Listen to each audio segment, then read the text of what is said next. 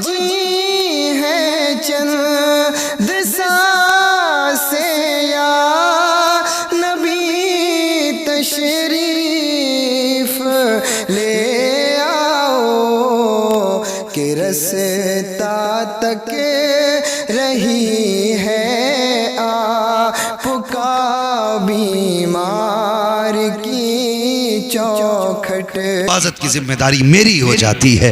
फरमाते दुनिया में अगर कोई मेरे मुरीद का मुकाबला करता है तो उसका मुकाबला फिर मेरे मुरीद से नहीं बल्कि अब्दुल कादिर जिलानी से हुआ करता है। और जब सरकार गौसे पाक से मुकाबला हो तो फरमाते हैं अलहमा कहर है ए गौस वो तीखा तेरा, मर के भी चैन से सोता नहीं मारा तेरा। क्या बात है, वाह। जिसे गौसे पाक मार दे फिर वो आसानी से सीधा नहीं हो सकता। अल्लाह अकबर। पूरी जिंदगी आपने जब तक माँ के पास रहे माँ की खिदमत करते रहे, माँ की खिदमत में ज़िंदगी गुजारी। अल्लाह अकबर। परदेश जाने लगे, जब तालीम हासिल करने के लिए गए, सुनो तुम्हारे पास बहुत से पीर आएंगे और आके कहते हैं कि आलिमों की लाइन अलग है, फ़कीरों की लाइन अलग है, झूठे हैं, दज्जाल हैं, कज़्ज़ाब हैं ये लोग। विलायत की पहली सीढ़ी का नाम ही इल्म दीन होता है। वो इल्म चाहे अताई हो, अल्लाह ने दिया हो, या फिर कसबी हो यानी मेहनत से हासिल किया गया हो, तब जाके इंसान वली बनता है। तो जो आलिम नहीं वो वली नहीं। बोलो वो वली नहीं। ये बात सारी खोल के जा रहा हूं ताकि कयामत में कोई बहाना ना रह जाए कि हमें किसी ने बताया नहीं था। वो जवान तेरी जात बड़ी कीमती है, तेरा ईमान बड़ा कीमती है, हुजूर को बड़ा प्यार है जवान से, अल्लाह को भी जवान की तौबा बड़ी पसंद है। जवानों से मुस्तफ़ा भी ज़्यादा प्यार करते हैं, खुदा भी ज़्यादा मोहब्बत करता है। वो जवान तुझसे मुस्तफ़ा कितना प्यार करते हैं इससे अंदाज़ा लगा लेना। मेरे हुजूर ने फरमाया कभी ऐसी छत पे न लेटना जिस छत की चार दीवारी ना हो। सहाबा ने कहा हुजूर किस लिए? फरमाने लगे हो सकता किसी को नींद में चलने की आदत हो और वो चला, उसकी चार दीवारी यानी बाउंड्री नहीं होगी तो वो छत से गिर सकता है। अगर गिरा उसे चोट लगेगी, फरमाते हैं उम्मती गिरेगा चोट उसे लगेगी, दर्द मदीने वाले मुस्तफ़ा को होने लग जाए। क्या बात है, सुभान अल्लाह। वो इतना प्यार उम्मत से करते हैं तो फिर उम्मत को कितना प्यार करना है ये फैसला आपको करना है, ये फैसला आपको करना है, ये फैसला आपको करना है।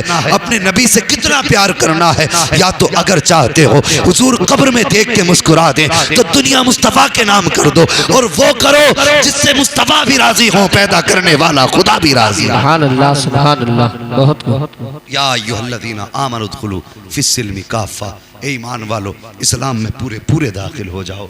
और कैसे दाखिल हुए? वो से पाक परदेश जाने लगे, माँ ने आवाज़ दी बेटा अब्दुल कादिर जी अम्मी एक बार आ जाओ। माँ ने सीने से लगाया, जानती थी आज के बाद अब्दुल कादिर से मुलाकात नहीं होगी। सरकार वो से पाक भी जानते थे ये माँ से आखिरी मुलाकात है।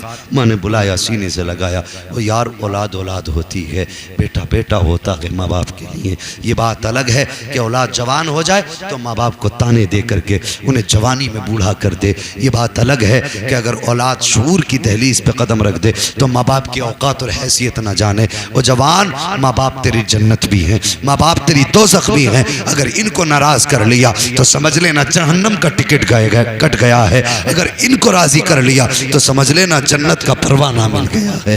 ये बात याद रखना जवानों। सरकार गौसे पाक जाने लगे, माँ ने हाथ पकड़ा, कहा बेटे एक वादा तो करके जा। माँ कौन सा वादा? हाथ में हाथ लेके माँ ने कहा बेटे वादा कर कि कभी झूठ नहीं बोलेगा। सुभान अल्लाह। क्या वादा हुआ? क्या आज माएँ सिखाती हैं ये? नहीं। माँ 10 रुपए देती है, जब बेटे धनिया खरीद के ला। दुकानदार 10 रुपए का धनिया दे और धोखे से भूल में 10 रुपए का धनिया दे 20 का नोट समझ के 10 रुपए वापस कर ले, तो बेटा भी खेलता हुआ आता, अम्मा धनिया भी ले आया 10 का नोट भी ले आया। तो अम्मा कहती है वाह मेरा पप्पू बड़ा समझदार हो गया, 10 का नोट भी बचा लाया, धनिया भी ले आया। ये शाबाशी ना दे अगर तेरा बेटा किसी का 10 रुपए का नोट नहीं, अगर 1 रुपया भी नाजायज लेके आया है, उसका कान पकड़ उससे कह बेटे तू मदीने वाले मुस्तफ़ा का उम्मती है, हराम का 1 रुपया भी हमारा मजहब में इजाजत नहीं देता। जा, जिसका रुपया लेकर के आया है जाकर के वापस कर दे। खुदा की कसम, जब ये माएँ सबक सिखाएंगी तो फिर बेटे नाचने वाले पैदा नहीं होंगे, बल्कि गोद तेरी होगी, बेटा गुलाम अब्दुल कादिर जिलानी पैदा हो जाए। सुभान अल्लाह, सुभान अल्लाह। बहुत खूब। कि माएँ बेटों को दीन सिखाएं, बेटे की पहली गलती पे कान पकड़ लें। अगर आपने बेटे की पहली गलती पे कान नहीं पकड़ा तो फिर भारत का कानून भी उस बेटे को नहीं संभाल पाता है। तो माँ बाप की जिम्मेदारी है कि वो औलाद का ख्याल करें, और औलाद की जिम्मेदारी है कि वो माँ बाप की कदर करें। बड़ी तकलीफ होती है जब कोई फ़ोन करके कहता मौलाना मेरे बच्चे मुझे रोटी नहीं दे रहे हैं। दर्द होता है कि इस उम्मत को ये दिन भी देखना था जिस नबी ने कहा कि माँ बाप तेरे लिए जन्नत है, तेरे लिए दोज़ख है। माँ बाप की इज्जत जिस मजहब ने सिखाई, माँ बाप का एहतराम जिस धर्म ने सिखाया, उसी धर्म के अंदर, उसी मजहब के अंदर माँ बाप को औलाद फाके से सुला रही है। बताओ क़यामत में मुस्तफ़ा को कौन सा मुँह दिखाओगे? है कोई सूरत बचने की? सच बताइए, कब्र में सब साथ छोड़ देंगे ना? ये अब्बा लेटेंगे साथ? नहीं। भाई लेटेगा? नहीं। कोई यार? नहीं। कोई दोस्त? नहीं। कोई नहीं लेटेगा ना? नहीं। दफन करेंगे, मिट्टी डालेंगे। बताइए वहां पर कोई हाइलोजन लाइट लगी होगी? नहीं। कोई चराग? नहीं। कोई रोशनी? नहीं। फिर और एक बात बताइए, वो मिट्टी का घर है, वहां पे कोई कालीन बिछी होगी? नहीं। संगमरमर है?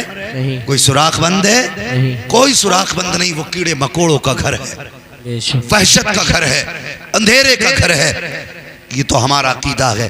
जब फरिश्ते सवाल पूछेंगे हुजूर तशरीफ ले आएंगे, हुजूर आएंगे, और जैसी हुजूर आएंगे हमारी कब्र में उजाला हो जाए। सुभान अल्लाह, सुभान अल्लाह। उजाला कब होगा?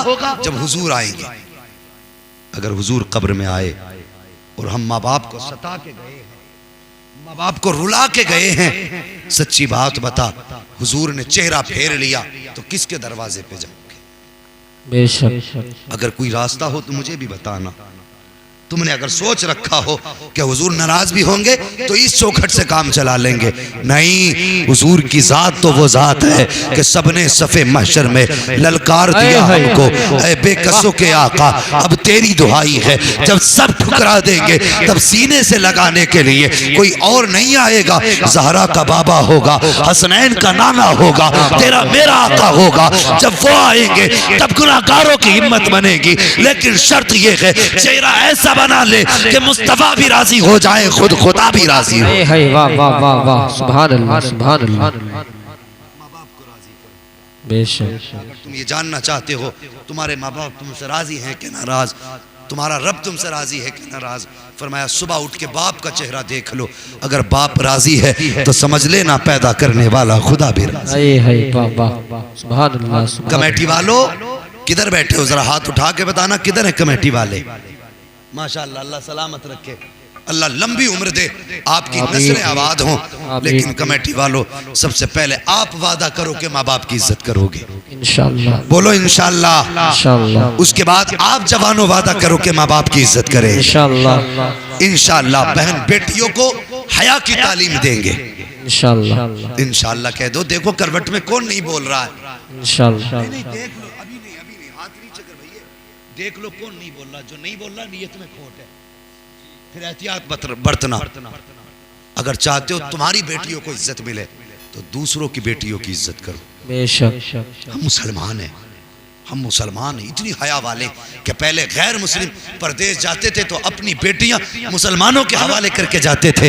वो जानते थे इनको बेटियों, इनके हवाले बेटियां कर दो, जैसा छोड़ के जाएंगे वैसी इज्जत से बेटियां वापस मिल जाएंगी। सुभान अल्लाह। हमारी बेटियों की इज्जतें महफूज नहीं। जवान अहद कर, हम किसी बेटी की इज्जत लुटने नहीं देंगे।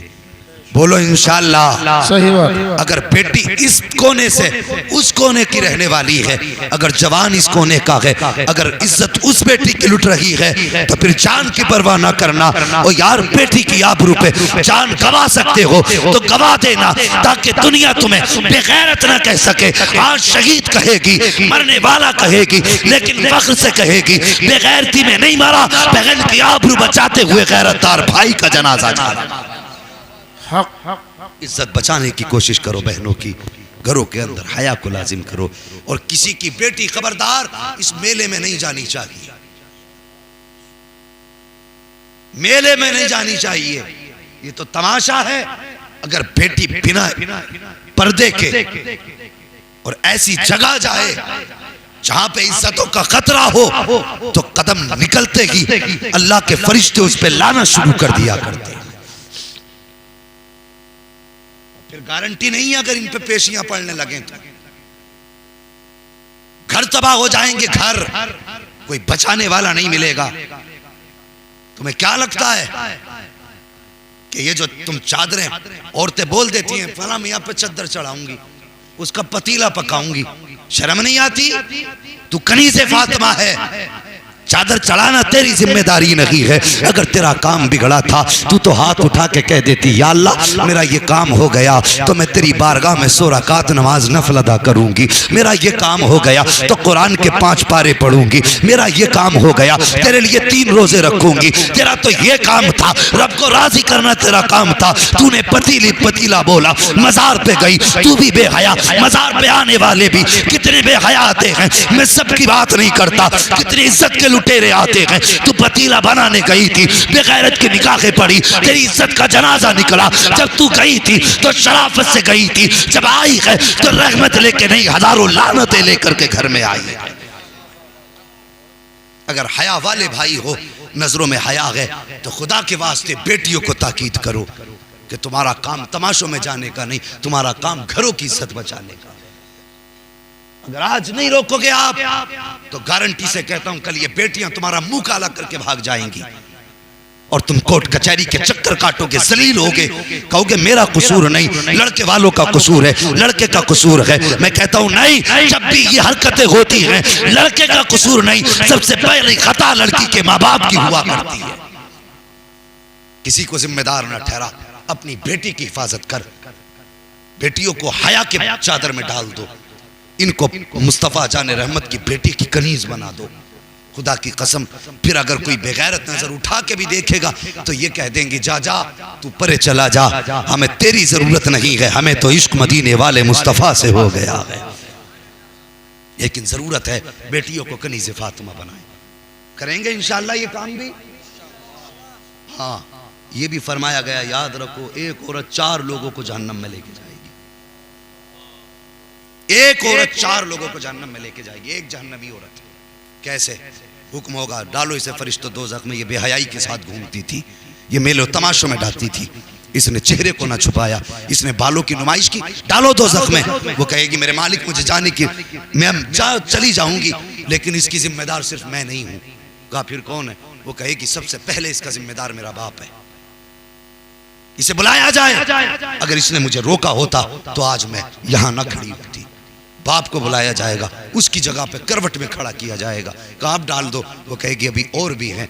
कहा कौन? कहा इसके बाद मेरा भाई जिम्मेदार है, अगर कम से कम उसने सख्ती की होती तो मैं इस नतीजे पे ना आती। मेरे भाई को बुलाया जाए, भाई को बुलाया जाएगा। फिर अगर निकाह हो जाए और निकाह के बाद भी औरत ना सुधरे और इसी हालत में मर जाए तो वो हुक्म होगा कि अब डालो। वो कहेगी मालिक अभी जाने की इजाजत ना दे, अभी एक शख्स और है। कहा कौन? कहा मेरे शोहर को बुलाया जाए, वो भी इसका जिम्मेदार है। अगर मुझे रोका होता तो आज मैं यहाँ ना खड़ी होती। हुक्म होगा इसको भी दोज़ख की बेड़ियां पहना दो। अल्लाह अकबर। 3 हो गए, फिर चौथे की बारी आएगी, हुक्म होगा डाल दो इन 4 को। डाल जा करके कहेगी मालिक एक और रह गया है। कहा वो कौन? कहा मेरा बेटा रह गया है। काश बाप ने न रोका, भाई ने न रोका, शोहर ने न रोका, कम से कम बेटा रोक देता तो शायद मैं तौबा कर लेती, लेकिन इसने भी नहीं रोका। हुक्म होगा इसे भी जाके दोज़ख में डाल दो। अगर चाहते हो दोज़ख के ईंधन से बचो, अगर चाहते हो जहन्नम की आग से बचो तो बेटियों को कनीज़े फातिमा बनाओ। खुदा की कसम बेटी तेरी होगी, तकवे से जिंदगी गुजारेगी,